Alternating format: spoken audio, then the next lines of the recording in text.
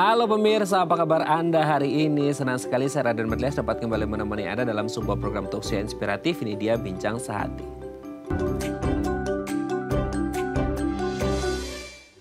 BISUL alias bisul. Nah, ini adalah salah satu penyakit gitu ya, yang kayaknya tuh jadi aib banget kalau seseorang mengalami bisul. Kalau bisa jangan sampai orang tahu kalau kita lagi mengalami bisul ya. Selain menyiksa gitu ya, ini kan kayak ada membenjol, terus terjadi seperti peradangan atau inflamasi. Dan kadang-kadang itu bisa bikin kita lagi merasa apa ya, menggigil, demam dan lain sebagainya. Nah, ini kan menjadi salah satu jenis penyakit yang nggak perlu ditutup-tutupi ya, tapi harus diatasi, diobati. Nah, gimana sih cara mengatasi bisul? Inilah topik yang akan kita bahas hari ini. Oke, ngomong-ngomong tentang bisul, kita akan membahas terlebih dahulu nih mitos fakta seputar bisul. Kita lihat yang pertama pemirsa. Duduk di atas bantal sebabkan bisul. Nah, ini kayaknya dari zaman saya kecil ya pemirsa ya, tahun 90-an gitu. Sering banget orang bilang, apalagi orang tua nih, biasanya gini, jangan duduk di atas bantal, nanti kamu bisulan gitu. Well, nggak ngerti sih hubungan antara duduk di atas bantal dengan bisulan gitu. Secara medis kan kalau kita berpikir, bisul itu inflamasi ya, seperti tadi saya sebut alias peradangan. Berarti ada infeksi bakteri dan lain sebagainya yang akhirnya terjadi peradangan. Dan apa hubungannya antara infeksi bakteri dengan duduk di atas bantal? Mungkin akan jadi bisulan kalau semisal ya.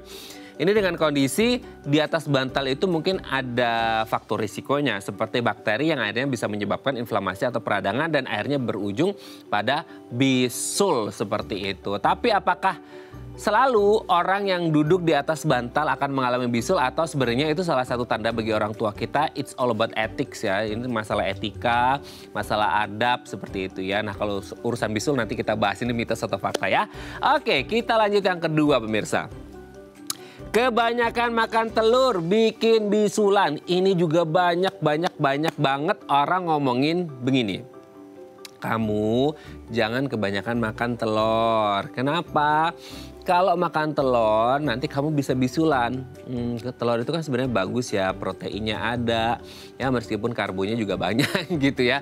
Tapi kan kita selalu berpikir bahwa ini adalah makanan yang sehat dong. Seperti itu ya, karena telur jadi sumber protein yang bagus, karbo juga. Kan tubuh kita tetap butuh karbo gitu ya. Tapi apa hubungannya sih? Kenapa akhirnya semua orang tuh banyak banget yang mengatakan bahwa hati-hati makan telur, jangan kebanyakan makan telur. Kalau Anda banyak makan telur, maka Anda akan mengalami bisulan. Nah, telur ini kan banyak macamnya ya. Mulai dari telur inilah, telur itulah, dan segala macam. Nah, apakah semua jenis telur ini masuk kategori bisa menyebabkan bisulan atau it's only myth ya? Ini hanya mitos belaka. Nanti akan kita bahas ya. Oke, kita lanjut yang ketiga pemirsa. Bisul bisa sembuh dengan bawang putih. Again ya, ini banyak banget manfaat yang bisa kita dapatkan dari salah satu bumbu dapur yang satu ini, yaitu bawang putih. Nah, kalau Anda mengalami bisul, misal di paha gitu ya, coba Anda oles-oleskan. Atau biasanya orang bilang seperti itu, atau ditumbuk atau dioles gitu ya. Terus hasil tumbukan atau olesannya itu ditaruh di atas permukaan bisulnya. Nah, ini katanya bisa mempercepat apa ya, kalau bahasa istilahnya awamnya itu pematangan gitu ya. Si bisulnya cepat matang, jadi cepat sembuh seperti itu, cepat kempes, cepat pecah seperti itu ya. Nah, apakah ini salah satu manfaat dari bawang putih yang kayak akan antioksidan? Atau sebenarnya nggak ada hubungannya sebenarnya loh antara bawang putih dan juga mengatasi bisul? Nanti akan kita bahas ya. Oke, kita lanjut yang keempat pemirsa. Memecat bisul bisa buat bisul cepat sembuh. Nah, ini kalau tadi sebelumnya adalah bawang putih gitu ya, dioles-oleskan di bisulnya. Sekarang ada yang bilang lagi malah ini kayaknya not recommended sih ya kayaknya. Kayaknya ini harusnya mitos ya, nggak tahu juga, tapi nanti kita bahas. Orang bilang kalau masih kecil gitu ya, atau lebih ekstrimnya lagi kalau bisul itu kan kayak kalau di ujung-ujungnya dia udah kayak mateng banget gitu ya. Udah kayak tinggal mata bisulnya gitu ya. Jadi kayak orang kadang-kadang kayak mungkin mereka ada rasa gatalnya juga gitu ya. Nggak nyaman mau digaruk, pingnya sih digaruk gitu ya. Tapi nggak bisa karena bisa jadi pecahannya mereka kasih pencet aja gitu. Habis itu biasanya mereka kasih salep atau segala macam untuk mengeringkan si luka dari bisul itu sendiri. Tapi kayak yang jadi pertanyaan kan, bisul itu mungkin terjadi karena infeksi bakteri ya. apa jadinya sih kalau misal akhirnya mata si bisul atau si bisul itu sendiri dipecahkan kan bisa menyebar kemana-mana infeksi bakterinya ya. Nanti akan kita bahas ya. Oke, kita lihat yang terakhir pemirsa. Bisul bisa disebabkan karena darah kotor. Nah ini juga sering banget ya. Nggak hanya orang menstruasi atau haid yang dikatakan itu adalah darah kotor, tapi juga bisul. Jadi kita selalu berpikiran bahwa ketika orang mengalami bisul berarti ada darah kotor di dalam tubuhnya yang harus keluar. Cuman nggak bisa keluar dengan cara yang lain, akhirnya muncullah itu bisul. Tapi apakah memang betul darah kotor atau kandungan yang ada di dalam bisul yang kita pikir kayak nanah gitu ya, itu adalah manifestasi dari darah kotor yang ada di dalam tubuh kita? Nanti akan kita bahas ya. Oke, itu tadi beberapa mitos fakta seputar bisul dan kami akan membahasnya saat lagi. Tetap bersama kami di Bincang Sehati.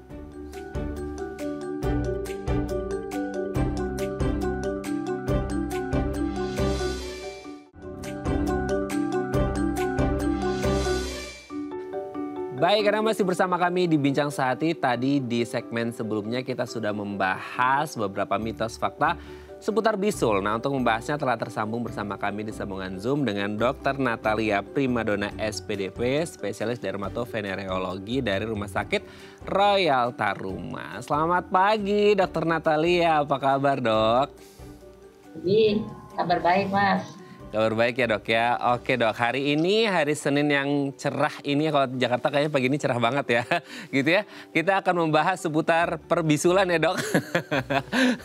Hari Senin udah bahas bisul kita dok ya. Gak apa, kita akan bahas mitos faktanya dulu ya dok ya. Sebelum kita membahas bisul secara mendalam. Yang pertama adalah duduk di atas bantal katanya bisa menyebabkan bisul. Betul seperti itu gak sih dok?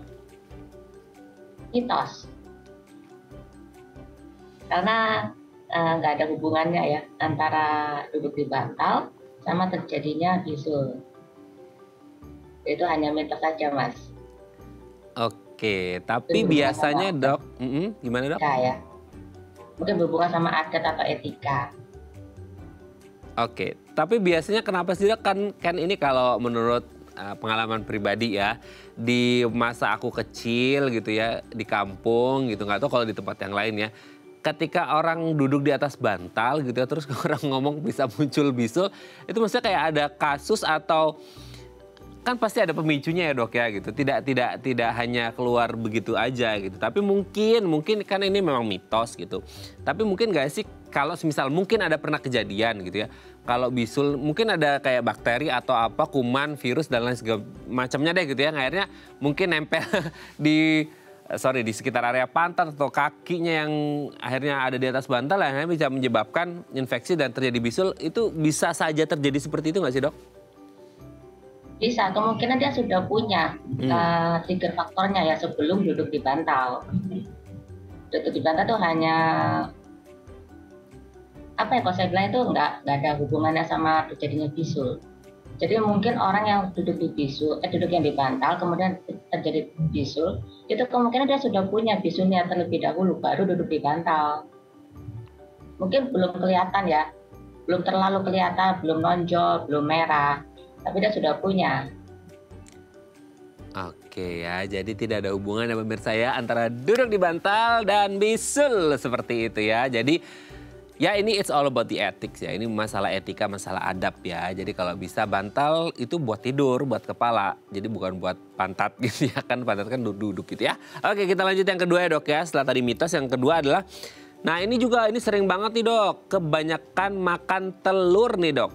Gimana nih, katanya kebanyakan makan telur bisa menyebabkan bisul. Ini kayaknya udah template banget di masyarakat kita terutama di Indonesia. Betul nggak sih dok? Ya itu betul Mas. Jadi ada beberapa orang di mana dia tuh kalau makan yang protein tinggi, terutama telur ya, dia akan timbul bisul. Tapi nggak semua orang.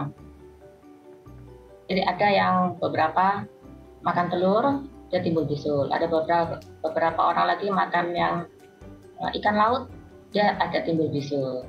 Tapi memang kebanyakan itu 90% kasus biasanya tuh dia makan telur, mau jenis telur apapun dia jadi bisul.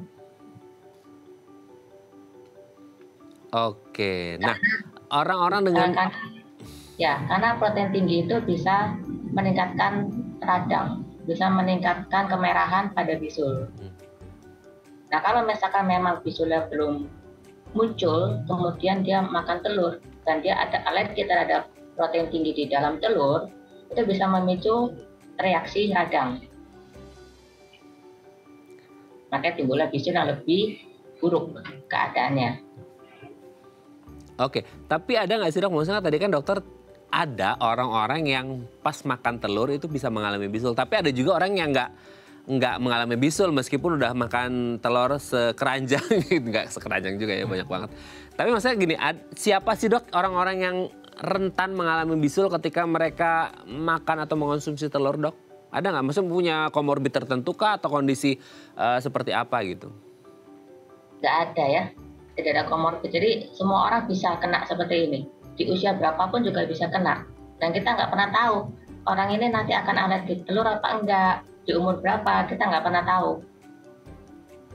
Cuma kalau misalnya kita sudah ketemu sama orang seperti itu, biasanya kan saya amati ya, itu biasanya dia makan telur apapun muncul bisul.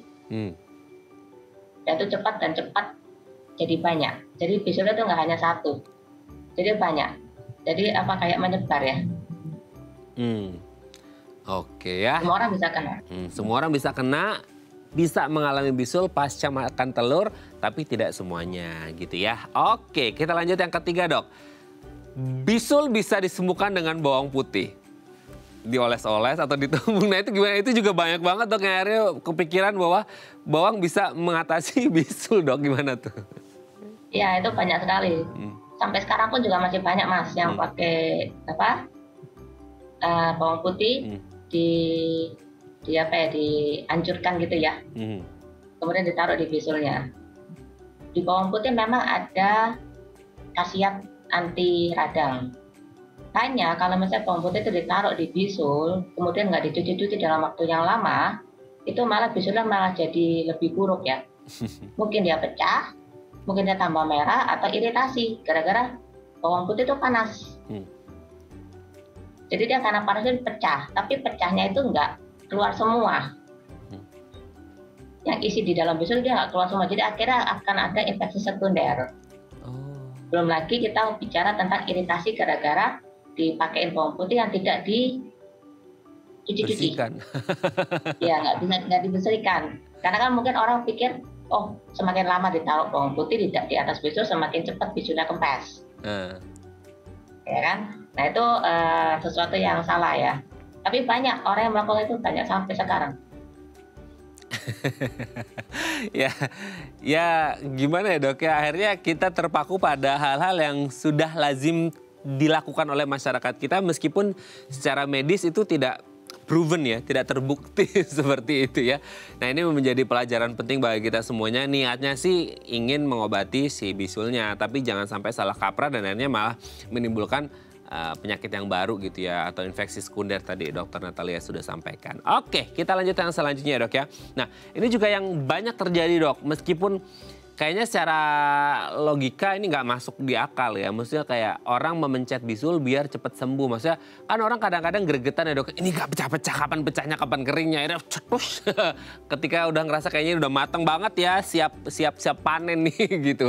Nah akhirnya orang memencet tuh, gimana tuh dok? Bisul atau apapun benjolan di kulit, mau dia seolah-olah isinya air kah atau isinya nanah kah atau mungkin padat gitu ya, jangan dipencet. Karena kalau masih dipencet satu, mungkin alat pencetnya nggak steril. Ya kan? Cara dia memencet gimana? Ya. Kemudian kalau masih bisul dipencet, mau bisul itu sudah matang apa belum, itu pasti akan muncul infeksi sekunder.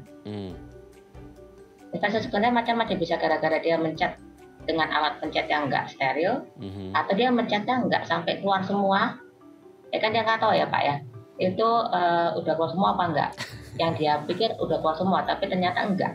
Jadi besok-besoknya makin bengkak, makin besar.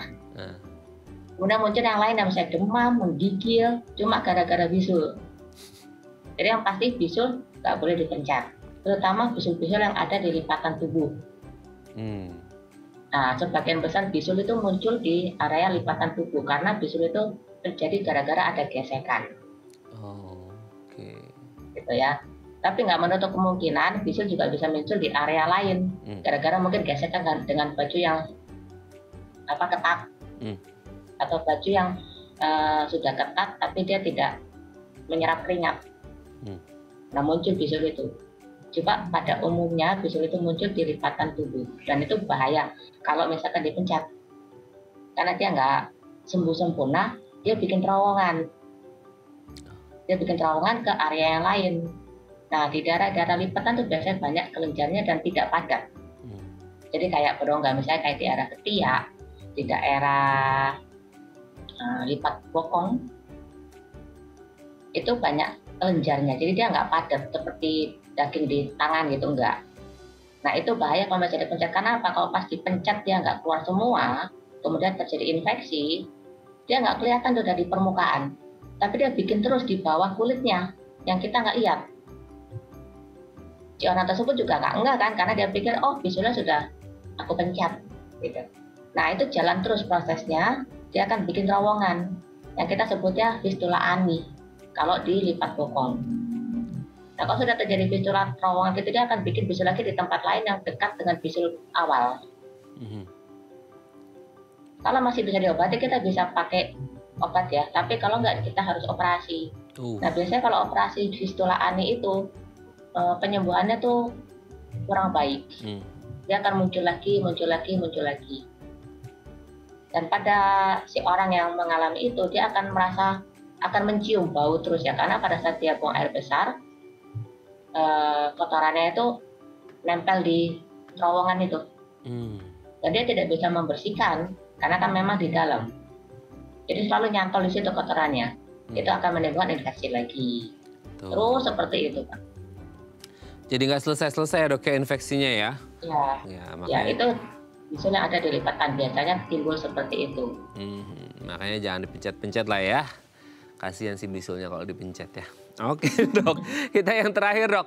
Ini juga sering bilang ya, orang bilang ngomongin darah kotor di haid lah, di menstruasi lah. Tapi ada juga bilang bisul itu sebagai salah satu hasil produksi dari darah kotor yang ada di dalam tubuh kita yang mau keluar katanya. Gimana nih dok? Enggak lah. Bisul itu kan disebabkan karena infeksi bakteri ya. Infeksi bakteri Staphylococcus. Itu biasanya karena satu kebersihan yang kurang dijaga, terutama di daerah-daerah lipatan tubuh yang sudah saya jelaskan tadi, karena ada gesekan. Atau kemungkinan si penderita mungkin overweight, kegemukan. Kan itu juga akan gesek ya, dimanapun di bagian tubuh dia akan kegesek kalau dia berat badannya berlebih.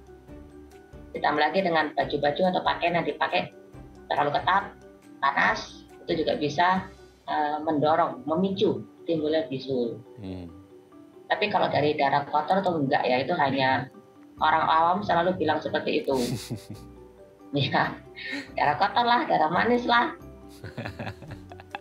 Ya.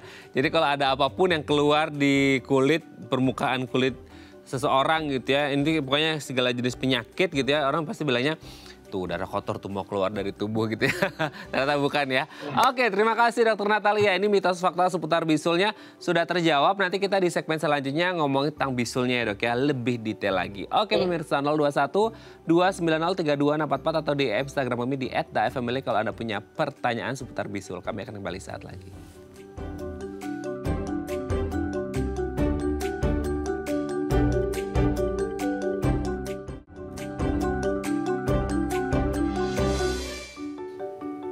Baik, karena masih bersama kami di Bincang Sehati, kita masih membahas seputar bisul. Gimana sih cara mencegah munculnya bisul? Kalau udah muncul harus diapain? Diobatinya gimana? Bisa muncul lagi atau enggak?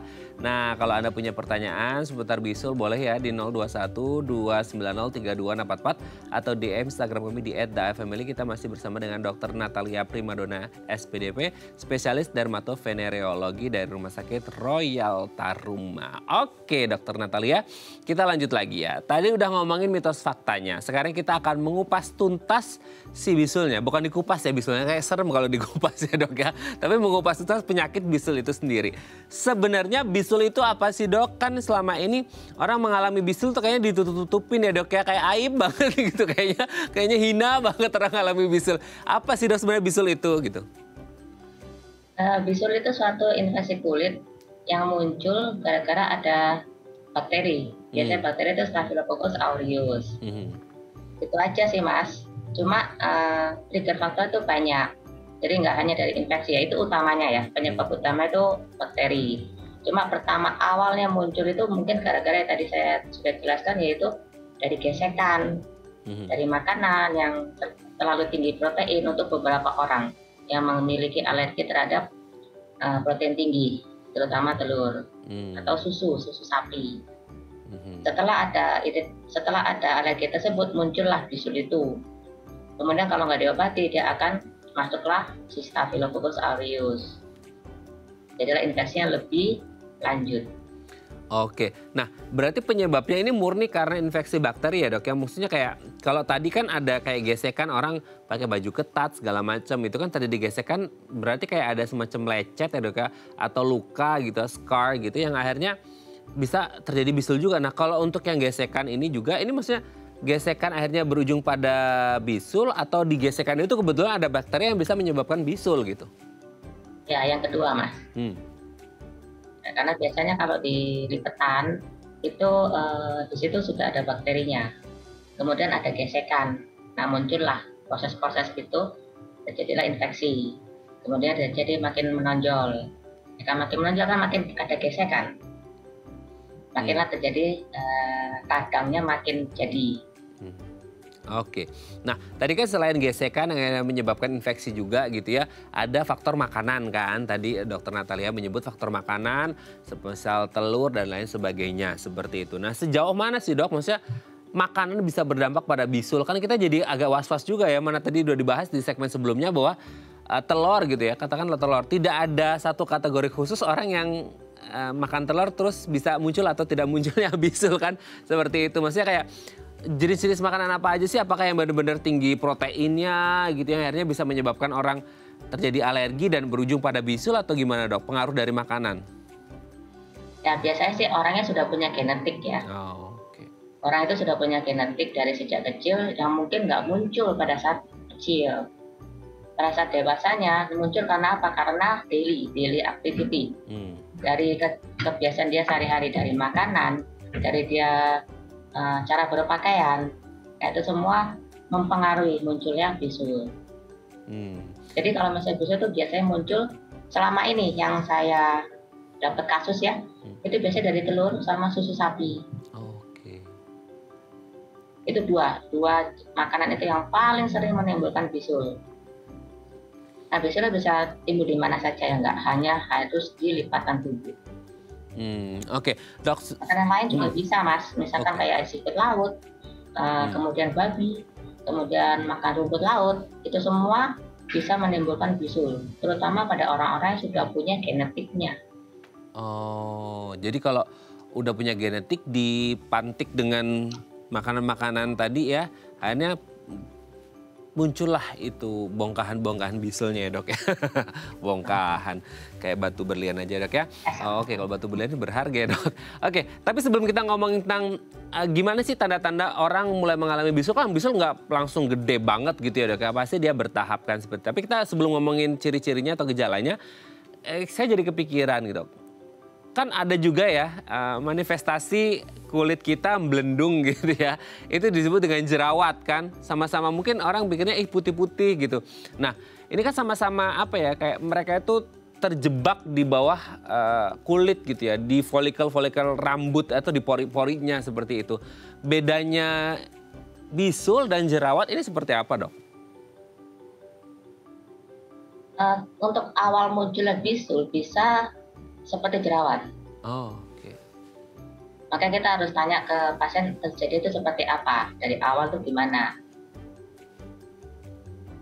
Bisul juga bisa muncul di wajah, dimana diawali dengan jerawat dulu, kemudian jerawatnya itu dimanipulasi atau bagaimana dipencet-pencet atau apa terjadi infeksi, itu pun juga bisa jadi bisul. Tambah lagi dia nggak pantang makan misalnya ya, itu tambah besar. Cuma bisul-bisul yang biasa timbul di wajah, itu biasanya tuh di-trigger faktor dengan adanya jerawat. Jadi orangnya tuh sudah ada jerawat lebih dulu. Baru muncul suatu jerawat, yang nggak hilang-hilang, makin besar, mungkin dia nggak muncul di permukaan, dia mendem di bawah kulit, nah baru si pasien panik. Kenapa kok nggak hilang-hilang? Baru dia berobat. Oke. Nah, sebenarnya berarti kan mungkin awalnya munculnya kan seperti jerawat tadi Dokter Natalia menyebutkan. Tapi maksudnya kan berkembang kalau orang ngomongin bisul kan itu it's bigger gitu ya. Lebih gede itu gitu ya. Bentukannya benjolannya lebih gede daripada si jerawat itu sendiri. Maksudnya kayak berapa lama proses sehingga membesar itu dan yang dirasain tuh apa, kan banyak orang bilangnya aku tuh sampai nyeri loh, aku tuh sampai demam, menggigil dan lain sebagainya. Sampai sedahsyat itu kah dampaknya, Dok? Ya, jadi bisul memang seperti itu, Mas. Kalau nggak diobati dia makin gede atau pengobatannya salah ya. Itu makin besar dan itu biasanya akan masuk ke gejala sistemik yaitu demam, meriang. Sampai seperti itu. Tapi kalau misalnya jerawat nggak seperti itu. Jerawat nggak akan muncul gejala-gejala sistemik seperti demam, meriang tuh nggak akan.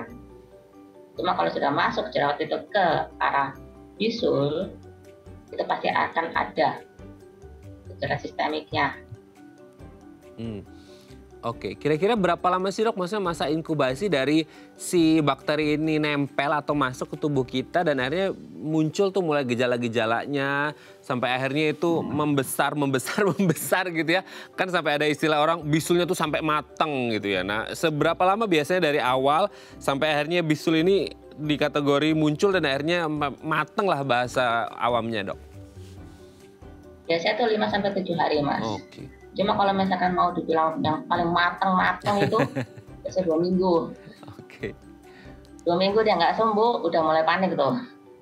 Seperti foto ini nih yang ditayangkan nih. Itu pasti dipotong gitu. Coba saya ngintip di layar dulu ya. Waduh, ini gak enak banget duduknya ya.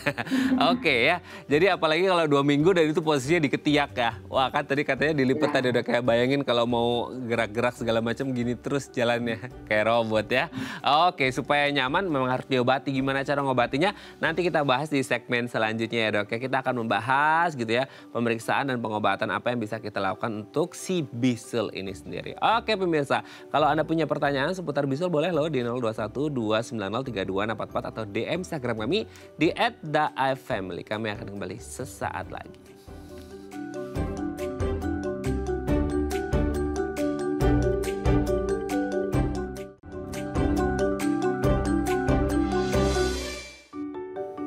Baik, karena masih bersama kami di Bincang Sehati, kita masih membahas seputar salah satu penyakit yang banyak orang merasa malu ya. Nah, ada yang perlu dimaluin ya, tetap harus diobati. Malu nggak akan mengatasi masalah bisul Anda ya. Oke, boleh kalau Anda tanya-tanya seputar bisul atau sekarang lagi Anda tersiksa banget sama bisul yang muncul ya di sekitar tubuh Anda, boleh di 021 290 3244 atau di Instagram kami di @daifamily. Kita masih bersama Dr. Natalia Primadona SPDV, spesialis dermatovenereologi dari Rumah Sakit Royal Taruma. Dok, kita lanjut lagi. Dok, yang masih menjadi pertanyaan tuh gini, kan tadi dokter menyebut bisa muncul di mana saja itu bisul ya, terutama untuk di daerah lipatan gitu ya. Nah, kalau di daerah lipatan kan memang rentan ya ada bakteri-bakteri yang ngumpul karena terjadi gesekan tadi dokter menyebut gitu ya. Nah, apa sih Dok yang akhirnya kok ada orang yang bisa saja muncul bisulnya itu tidak di daerah lipatan gitu. Itu biasanya karena apa? Maksudnya karena memang bakterinya kebetulan ngumpulnya di situ atau gimana sih Dok? Biasanya kalau misalnya dia tidak muncul di tempat-tempat yang area gesekan, misalnya di wajah atau di dada atau di punggung ya, itu biasanya dari makanan. Oke. Itu dari susu yang tinggi. Misalkan orang nge-gym, dia mau membentuk massa otot. Nah, dia mengkonsumsi susu yang sangat tinggi protein untuk membentuk massa otot tersebut. Ini biasanya pada laki-laki ya. Nah, kebetulan orang itu sudah punya genetik dan dia tidak mengetahuinya. Nah, jadi dia minum, mengkonsumsi susu itu, timbullah jerawat-jerawat dulu. Awal itu jerawat-jerawat dulu. Dia nggak muncul, nggak sembuh-sembuh. Lama-lama dari jerawat itu bisa muncul lebih besar. Nah, itulah jadilah bisul. Biasanya di punggung sama di dada. Oke ya.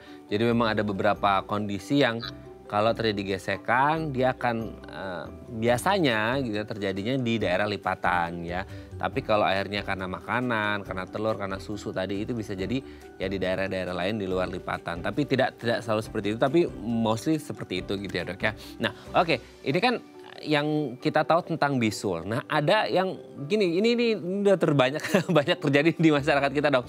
Kayak bisul itu aib, bisul itu penyakit yang apa sih bahasanya ya, remeh-temeh gitu ya, yang sepele itu gitu. Karena banyak yang nggak mau diobatin atau menceritakan ke orang lain karena malu gitu ya. Ah, udahlah bisul nanti sembuh sendiri. Jadi akhirnya banyak orang yang membiarkan gitu ya, terjadi pembiaran si bisul itu sendiri. Sementara kalau nggak salah saya juga pernah baca, nggak tahu ini benar apa enggak ya, literatur atau artikel mengatakan bahwa kalau si bisul ini katanya bisa menyebabkan komplikasi gitu ya. Mungkin komplikasinya yang sedang aja atau bahkan berat juga gitu. Ketika kita ngomongin bisul yang tidak tertangani dengan baik, apakah bisa menyebabkan komplikasi dok? Ya, seperti yang tadi saya sudah jelaskan ya sebelumnya. Kalau bisul itu diobatinya nggak sempurna, dia akan membuat terowongan. Yang kemudian dia akan masuk ke bagian lain yang malah lebih lanjut lagi dan itu akan memperburuk keadaan si bisul. Nah, terutama di daerah-daerah yang mempunyai kelenjar yang area itu tidak padat. Nah, area-area yang banyak kelenjar itu misalnya di ketiak, di lipat bokong, ya itu kan kelenjar ya kebanyakan di situ. Nah, itu yang lebih bahaya kalau muncul jerawat di area situ. Oke, tapi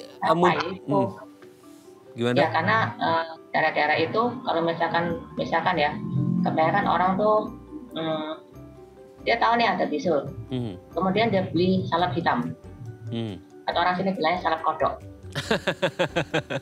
Nah, dia tempel di situ Pak. Iya.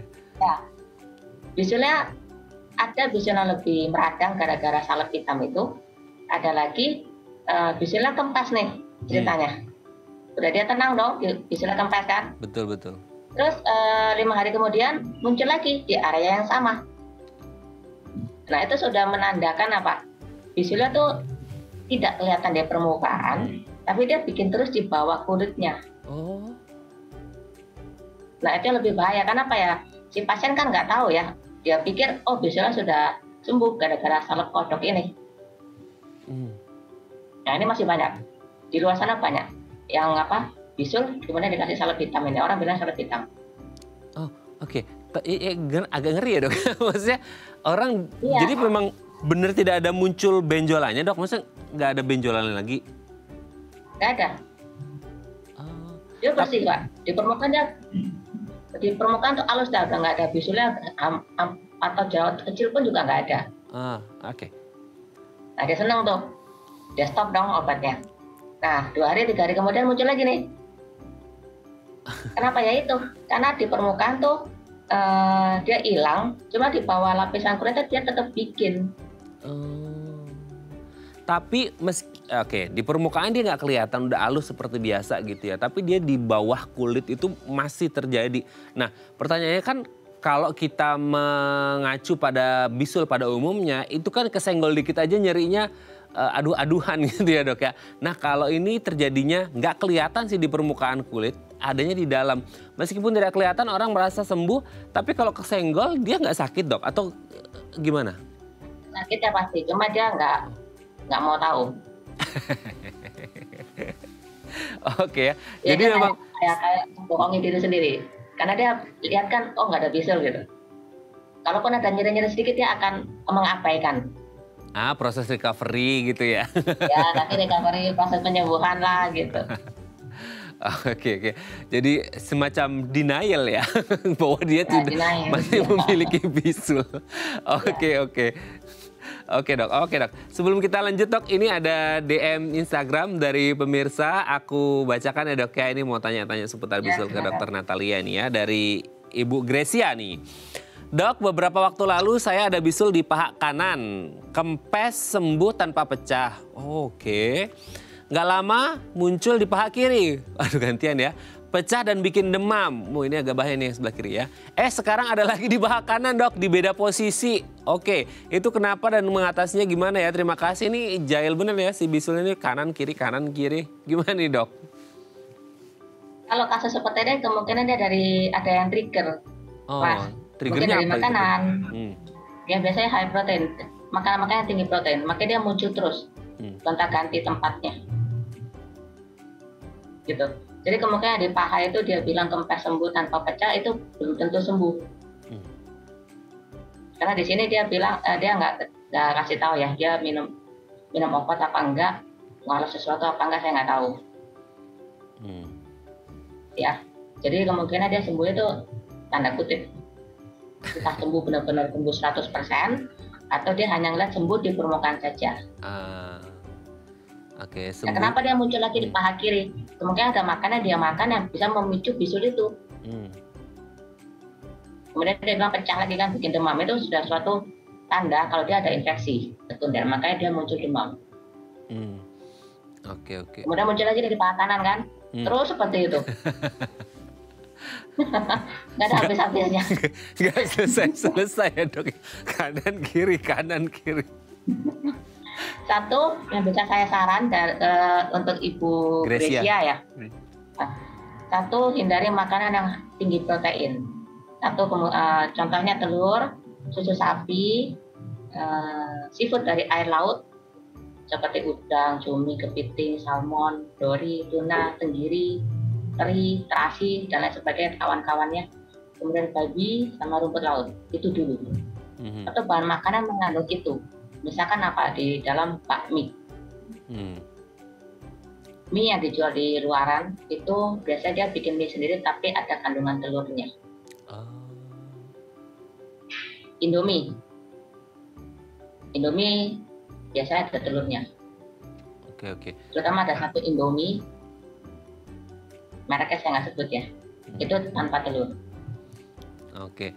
Tapi pasaran itu boleh. Dok, tapi biasanya kalau ada orang yang alergi, maksudnya kan kadang-kadang kayak Ibu Grecia nih, mungkin Bu Grecia nggak ngerti ya kalau dia secara genetik ada alergi ke telur dan lainnya seperti itu ya. Gitu. Nah, bisa nggak sih, maksudnya kan mungkin Bu Grecia sebelum menonton ini nggak sadar, sebelum akhirnya Dokter Natalia mengatakan mungkin ada genetik alergi. Maksudnya bisa nggak sih kita memeriksakan bahwa tubuh kita ini ada alergi terhadap protein tertentu yang bisa berisiko pada bisul, itu ada pemeriksaannya gitu nggak sih dok? Ada, cuma nggak lazim ya. Itu bisa kita tes alergi. Itu namanya kita tes alergi. Nanti yang muncul di situ banyak sekali Pak, alergi kuku, alergi segala macam gitu. Cuma kalau untuk bisul sendiri, kita nggak lazim untuk melakukan tes alergi terhadap makanan. Biasanya kita kasih edukasi ke pasien untuk pantang makan yang tinggi protein. Kemudian kita obati bisulnya secara tuntas sampai tuntas. Biasanya dia nggak muncul lagi. Kecuali kasus-kasus yang alergi itu terus-terusan ya. Nah itu kita perlu untuk melakukan tes alergi makanan. Tapi untuk kasus bisul jarang sekali kita lakukan tes itu. Nggak ada ya tes screening bisul. Tapi mungkin seperti Bu Grecia dan teman-teman yang lain yang mungkin ya, ini kan kita nggak ngerti kasusnya Bu Grecia, tapi kemungkinan besar Dokter Natalia tadi menyebutkan ini pasti dari faktor makanan nih kayaknya lebih dari 50% gitu ya. Karena munculnya paha kanan kiri bolak-balik kan itu bisa bergantung pada makanan mungkin ya. Kalau di daerah yang gesekan atau lipatan itu mungkin karena terjadi infeksi bakteri seperti itu. Jadi kalau mungkin Bu Grecia ya ini kalau sudah ngeh gitu, maksudnya beberapa hari belakangan ini, kan tadi dokter menyebut 5-7 hari gitu ya. Coba di flashback makanan apa saja yang dikonsumsi, coba dihindari dalam seminggu 2 minggu ke depan, apakah muncul lagi di paha kanan kirinya atau enggak. Kan nggak enak ya kalau akhirnya nggak berhenti-berhenti juga, gantian kanan kiri seperti itu ya. Oke, terima kasih Bu Grecia ya sudah menghubungi kami dan semoga si jerawat besar ini ya, si bisul ini tidak muncul lagi. Oke dok, nanti kita akan lanjut lagi ya dok ya di segmen terakhir. Ini belum ngomongin tentang pemeriksaan dan juga pengobatannya seperti apa yang pas gitu ya, supaya tidak ada saling pencet-memencet ya dok ya. Oke pemirsa, 021 290 3244 atau DM Instagram kami di @dafamily kalau Anda punya pertanyaan. Kami akan kembali saat lagi.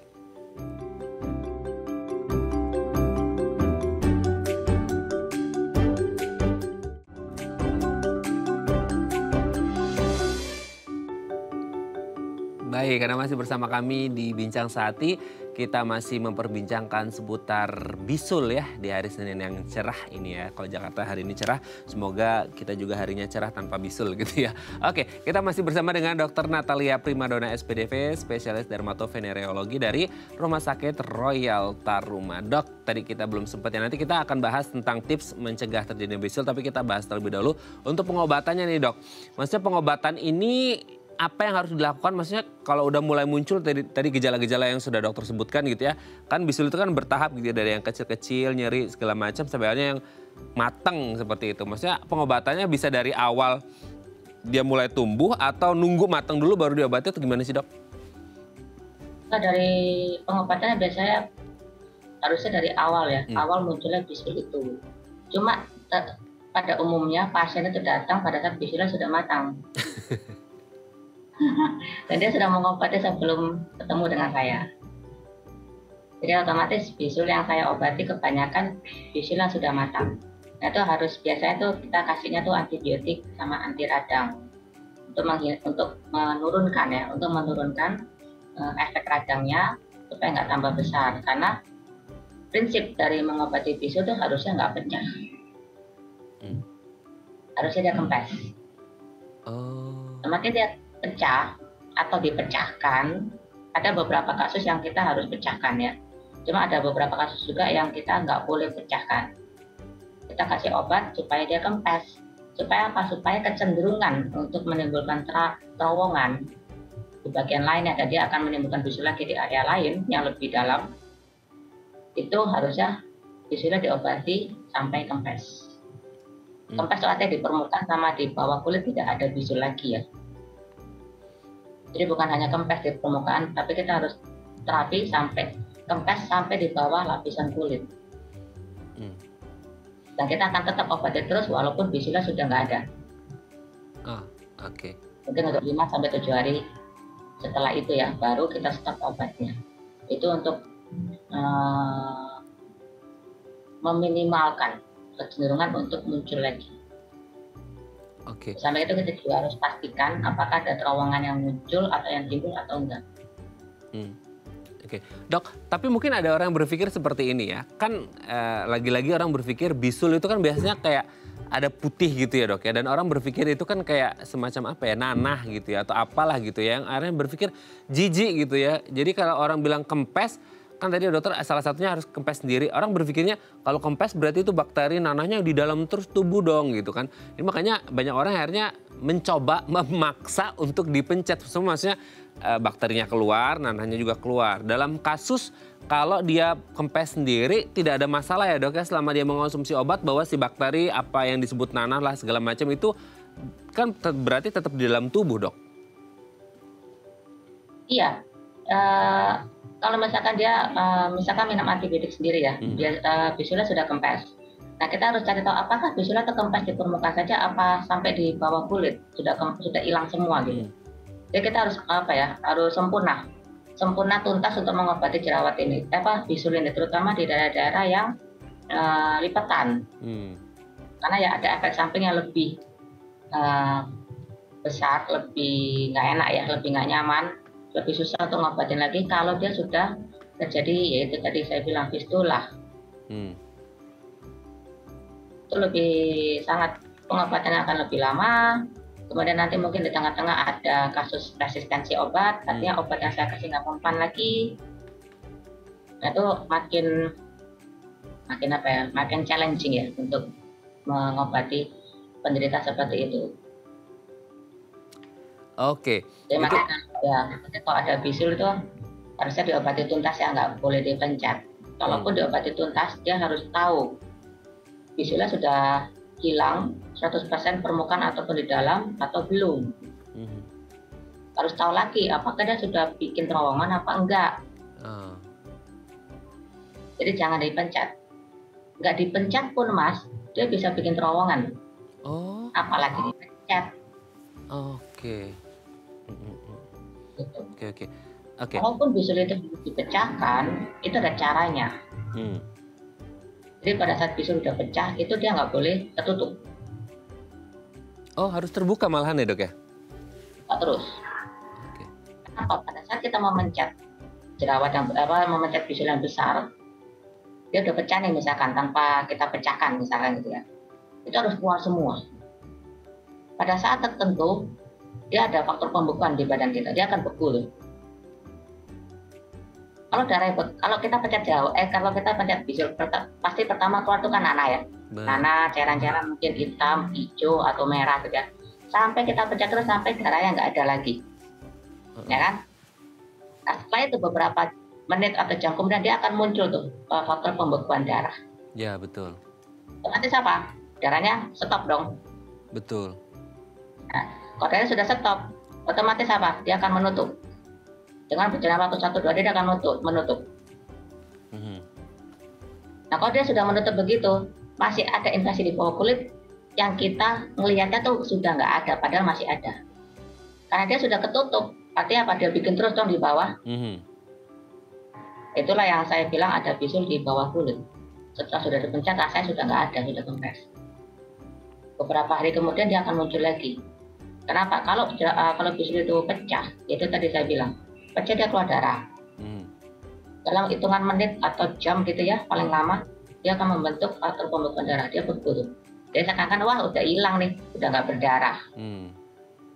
Ya kan? Tapi kalau dia nggak tuntas, masih ada infeksi yang ketinggalan di bawah. Itu tertutup kan karena faktor-faktor yang ada dari respon badan. Nah itu yang bikin bisul di bawah kulit lagi dan lagi dan lagi. Makanya ada pengobatan bisul, kalau misalkan ada kasus tertentu kita harus pecahkan, itu tidak boleh tertutup. Kita harus buka, ya kita harus buka sampai sekitar 7 hari untuk memastikan bersih. Oke ya. Jadi di bawah bisul bersih. Dia keluar terus tuh mas. Kita kasih selang atau apa, dia keluar terus. Oke. Jadi memang harus penanganan dari dokter ya. Oke, terima kasih Dokter Natalia atas penjelasannya. Ini menjadi insight baru kita untuk bagaimana cara mengatasi bisul yang tepat ya. Terima kasih Dokter Natalia sudah berbagi. Salam sehat selalu untuk keluarga di rumah dan teman-teman di Rumah Sakit Royal Taruma ya dok ya. Selamat pagi dok. Terima kasih mas. Oke pemirsa, itu tadi perbincangan kita dengan Dokter Natalia. Semoga bermanfaat ya. Saya Radha Marlia Somit, sampai jumpa dan selamat kembali beraktivitas di hari Senin yang indah ini. Sampai jumpa.